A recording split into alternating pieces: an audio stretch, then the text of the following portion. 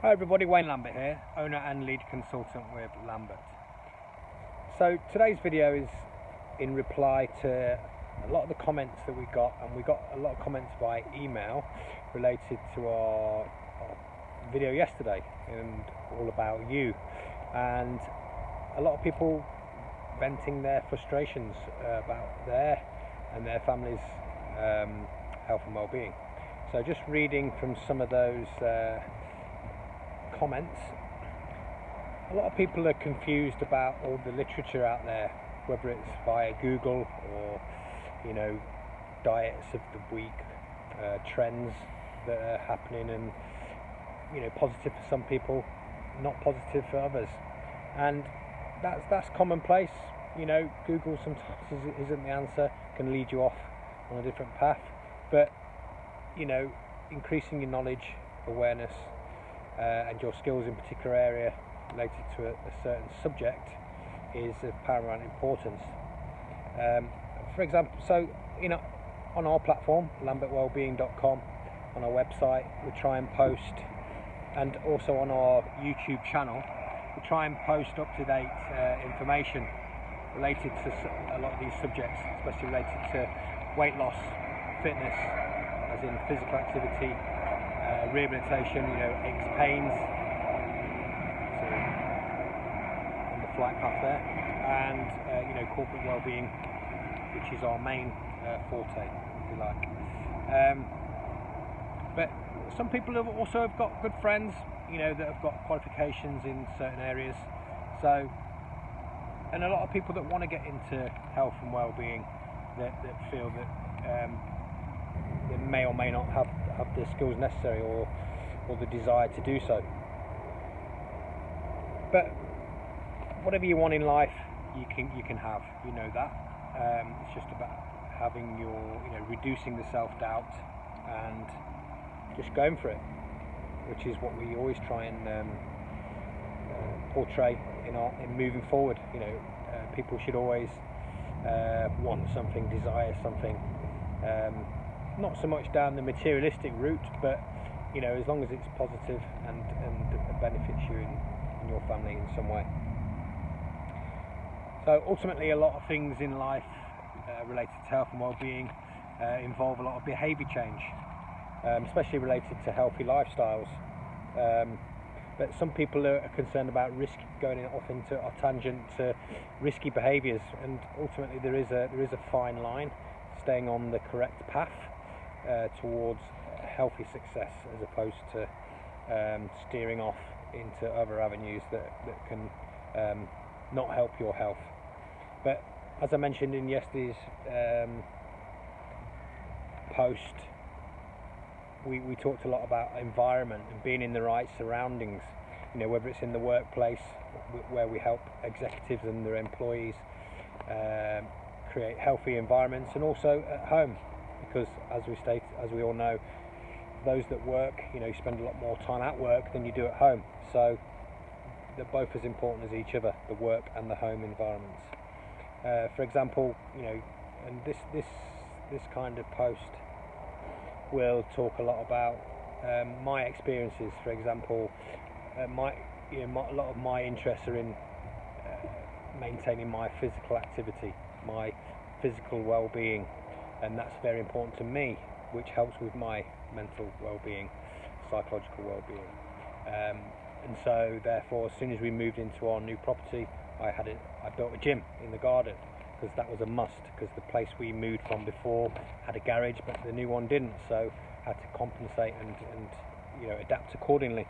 That helped me personally on my moving forwards. With nutrition, I always have to justify what I'm eating if I'm eating something not so healthy, because I know I've either trained hard before, or I know I'm going to train. Just little things like that, but some things that might seem easy to me to implement into my lifestyle might be harder for others. We understand that. For me personally, I try not to have any excuses, any barriers to moving forwards. Some people find that a struggle, and that's why we're here to help a lot of people. A lot of things related to behaviour change and barriers towards moving forwards towards success is self-efficacy. Someone posted about their self-esteem being low. We cover that. I've covered that a lot in some of my past studies. I'm still doing a master's degree, and some of the modules, a lot of the modules I've related to stages of change model that we use within our framework, and help people in that way, increasing their confidence and motivation. And as I said in my previous post yesterday, we peel back the layers from each and every individual within a workplace or within a community and help them along the way, because if we can help people individually, we can help groups and then communities, and then because we're often told to niche down to try and fine tune, but there's nothing wrong with wanting to try and help everybody, but we just want to help people that want to help themselves, and that's the only way it can work. By way of example, I may be repeating myself, but people are talking about self-management, finding it hard to self-manage. By way of a story again, having been injured through doing exertive physical activity in the past, being injured, laid off, unable to do certain things, but having the tools and resources to do other things that keep me on that path rather than just stay sedentary and inactive. Some people will actually want to be told that they're bedbound, but my view in particular, and Lambert's view, is to work around people's advice. Not so much that's going to damage them more, but you should always get free quotes. So if a surgeon or a practitioner says, for example, in certain circumstances that I've witnessed, people have come to me and been told that they will never run again or never play rugby again. Well, I'm out there to prove them wrong. Not in an unsafe way, but mentally, physically, you can do more than you just got to look at the Invictus Games and things like that. Just so inspirational. There's just ways, sometimes there's ways and means around. So you should always get, what I'm trying to say is you should always get 2 or 3 kind of pieces out of advice, not just one. And I've done it myself. Got over an operation, been told I may never do this or that again, boxing or skiing, which is my interest. And at the end of the day, even if I went into coaching at that side of things, I'm still doing it again. It's not as if I'm writing it off. So you should never feel that, if you're asked to self-manage, then you can do that in many ways, and you can work around the narrative that you've been told. So even though, so when I'm injured, I've had an operation, and even though that, don't get me wrong, I'm telling you stories of positive stories, but there's also negatives. When I knew what exercises to do rehabilitation-wise after an operation, but did I do them? Sometimes I could be bothered, sometimes I couldn't, and I'm not as strong as, or I wasn't as strong initially as I could have been, just through just not being bothered. Or so no one's exempt from being lazy, but I still stayed on the path, and now I'm back to where I was.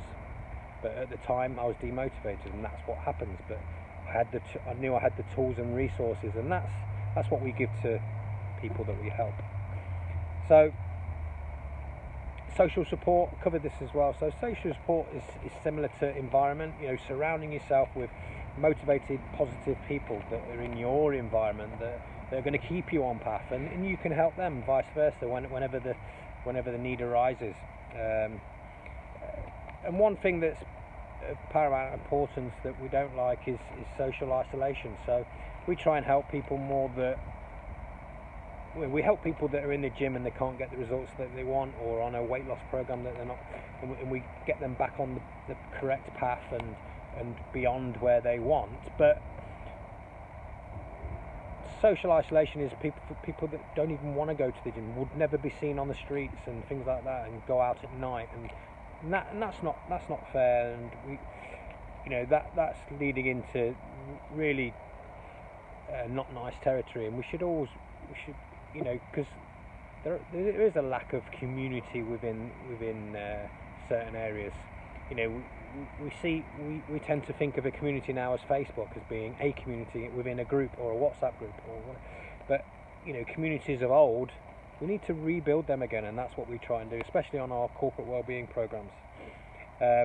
You should never go it alone. Even though, for example, going back to me and training, I like to train on my own just purely because I know what I'm doing, and I just want to get there. I don't want to wait for anybody. But that's just me. Some other people like to be training in a group. Some people like to lose weight in a group, like Slimming World, Weight Watchers. They're successful because it reduces social isolation, and that's a good thing. Having a training partner, for example, someone to motivate you, someone to push you, someone that you can push. So I'm not reading off names here or countries where people are from, because it would just take too much time. But these are all areas that people wanted me to cover. So quality of life. I mean, you've probably heard this many times, but you only get one life, and we should live it as prosperously as we can. And I think people spend so much time worrying about money and finances. You can do a lot of things for free.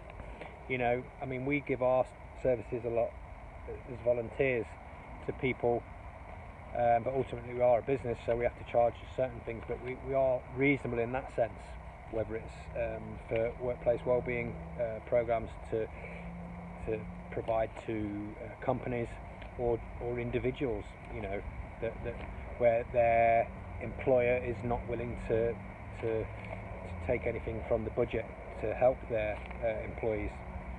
But quality of life, I used to work in primary care, rehabilitation facilities, a lot of patients with lower back problems, and when we see, and with the advice we give, we sometimes we feel it's just common sense. Why aren't?